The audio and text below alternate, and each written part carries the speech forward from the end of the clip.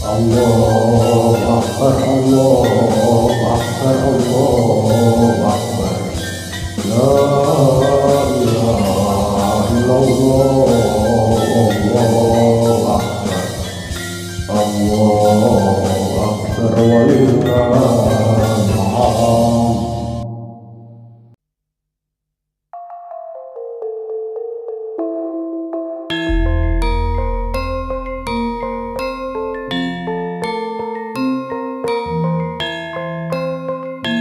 Nalika wengi takbiran kumandang nglangut ing langit jagat, swaraning takbir gumuruh nyawiji karo swaraning manah kang bali marang kasucen.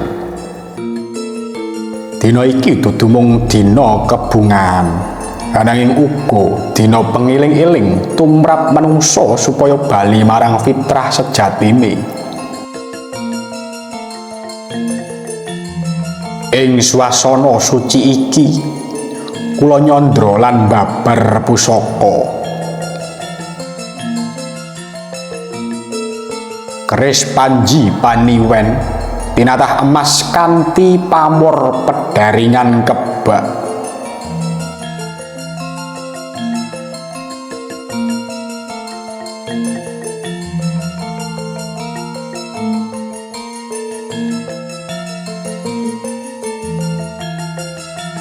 Pusaka panji paniwen minangka pralambang jejering manungsa kang kudu bisa dadi panji kawecikan, ngadeg jejeg ing dalan bebener lan dadi pangreksa katentreman ing tengahing bebarayan. Sebab sejatine urip iku dudu mung golek kamulyan pribadi, nanging uga ngreksa rukun lan rahayuning sesami. Dene pamor pedharingan kebak ngemu teges berkah lan kemakmuran. Pedharingan iku papan nyimpen pari, pralambang sandang lan pangan kang kebak. Tandha bilih Gusti tansah paring kanugrahan marang umat kang eling, waspada lan tansah ngudi kawecikan.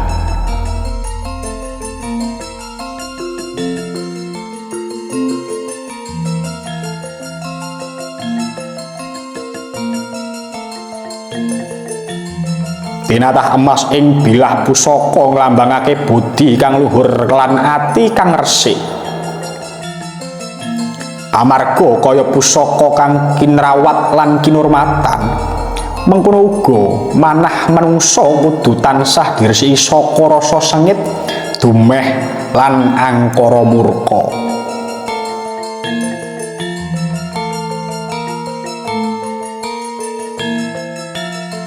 Mula ing dina kang suci iki, ayo padha ngresiki ati nyawiji ing pangapura lan bali marang kasucen jiwa. Kados pusaka kang dipun resiki supados sumunar padange. Mengkono uga urip kita mugi tansah pinaringan padang lan berkah dening Gusti Kang Maha Agung.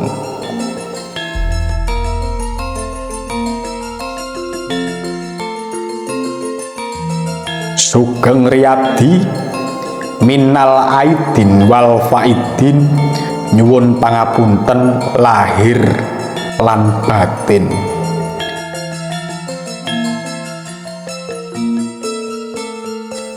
Nuwun matur suwun.